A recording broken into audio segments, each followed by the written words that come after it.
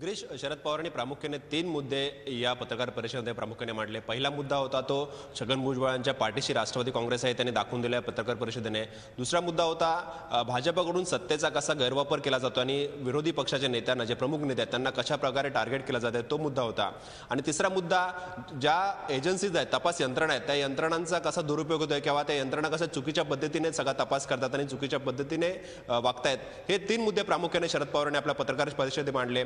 पहिला मुद्दा छगन भुजबळांच्या पाठीशी आहोत हे सांगून त्यांनी एक प्रकारे पक्ष पूर्णपणे भुजबळांच्या पाठीशी उभा राहिला असा संदेश आज दिलेला आहे। कारण काल समीर भुजबळ यांना अटक झाल्यानंतर प्रामुख्याने आणि त्यानंतर छगन भुजबळांनी जे आपल्या व्हॉट्सअप प्रोफाईलला जो फोटो ठेवला होता त्याच्यात एक कार्टून होता, त्या कार्टूनमध्ये पाठीत खंजीर खुपसला दाखवलेलं होतं आणि आपल्या पाठीशी कोणी नाही अशा प्रकारची भावना भुजबळांनी या कार्टूनद्वारे व्यक्त केली होती। तीच भावना कदाचित पक्षाने लक्षात घेऊन आपण भुजबळांच्या पाठीशी आहोत असा संदेश त्यांना दिलेला आहे। दुसरी गोष्ट म्हणजे केंद्रात आणि राज्यामध्ये भाजपचं सरकार आहे आणि हे सरकार विरोधी पक्षाच्या नेत्यांना टार्गेट करत आहे आणि एका भाजपचा खासदार एक तक्रार करतो आणि त्या तक्रारीच्या आधारे थेट केंद्रीय तपास यंत्रणा, मग ईडी असेल किंवा सीबीआय असेल, कारण अशोक चव्हाण प्रकरणांचा सुद्धा त्यांनी आज पत्रकार परिषदेमध्ये उल्लेख केला आणि या सगळ्या तपास यंत्रणांना राजकीय फायद्यासाठी राजकीय जे सत्ताधारी आहेत ते या तपास यंत्रणांचा वापर करून विरोधी पक्षांना टार्गेट करतायत आणि विरोधी पक्षांच्या नेत्यांविरोधात कारवाई करतायत। यापूर्वी सत्तेत आम्ही इतर सरकारचं सत्ता होती, त्यांनी अगदी 1995चं युती सरकारचं उदाहरण दिलं, परंतु यापूर्वी कधीही अशा प्रकारे तपास यंत्रणा किंवा सरकारने सुडबुद्धीने कारवाई केली नाही। भुजबळांच्या प्रकरणात मात्र अशा प्रकारे सुडबुद्धीने कारवाई होताना दिसते।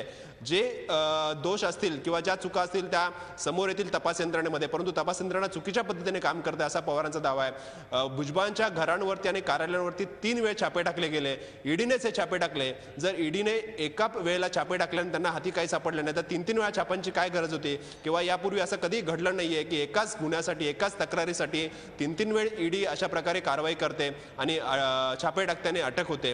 अशा प्रकारे एकूण केंद्र सरकारला, राज्य सरकारला आणि तपास यंत्रणेला शरद पवारांनी आपल्या या पत्रकार परिषदेमध्ये त्यांच्याकडे त्यांच्याबाबत त्यांच्या सगळ्या एकूण हेतूबाबत राष्ट्रवादीचा बडा नेता अडचणीत आला। एकूणच अशा परिस्थितीत शरद पवार रिलॅक्स होते का त्या पत्रकार परिषदेमध्ये? त्याची बॉडी लँग्वेज कशी होती?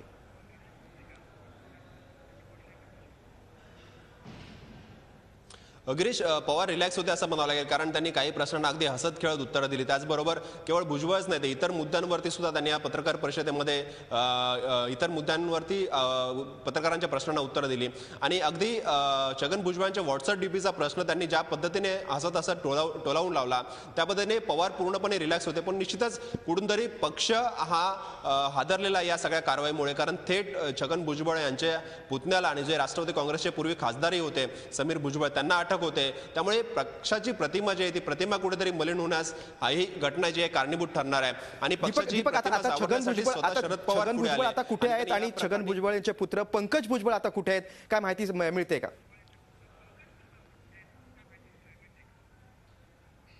गिरीश, छगन भुजबळ हे अमेरिकेत आहे, तिथे एका कार्यक्रमासाठी, पूर्वनियोजित कार्यक्रम होता, त्या कार्यक्रमासाठी ते अमेरिकेला गेलेले आहेत। एका परिसंवादात ते हजेरी लावणार आहेत तिथे आणि त्याच्यानंतर अमेरिकेवरून ते भारतात परततील। पंकज भुजबळ जे समीर भुजबळ यांचे चुलत बंधू आणि छगन भुजबळ यांचे पुत्र आहेत, त्यांचा मात्र ते कुठे आहेत त्या संदर्भात अधिकृत माहिती मिळू शकलेली नाहीये। पण काही जण सांगतात की ते मुंबईतच आहेत, तर काही जणांकडून असं कळतंय की ते नाशिकमध्ये आहेत, परंतु निश्चित त्यांचा ठावठिकाणा कळत नाहीये आणि पंकज भुजबळांकडून या संदर्भात अद्यापही कुठली प्रतिक्रिया आलेली नाही। आपल्याला माहिती आहे ईडीने पंकज भुजबळांची सुद्धा यापूर्वी या प्रकरणात तपासणी केलेली आहे, त्यामुळे पंकज भुजबळ या संदर्भात काय बोलतात या संदर्भातही उत्सुकता आहे। परंतु छगन भुजबळांनी काल समीर भुजबळ यांना अटक झाल्यानंतर अमेरिकेवरून या संदर्भात आपली प्रतिक्रिया जी दिलेली आहे ती आपण आपल्या प्रेक्षकांना सुद्धा दाखवली। त्यामुळे या सगळ्या प्रकरणात नक्कीच, आणि दीपक आता पुढचा कारवाईचा टप्पा काय होतो, छगन भुजबळ यांची काय रिएक्शन येते हे पाहणं देखील महत्त्वाचं आहे। तुम्ही सविस्तर माहिती दिलीत, विश्लेषण केलं, त्याबद्दल धन्यवाद। झी 24 तास रहा एक पाऊल पुढे।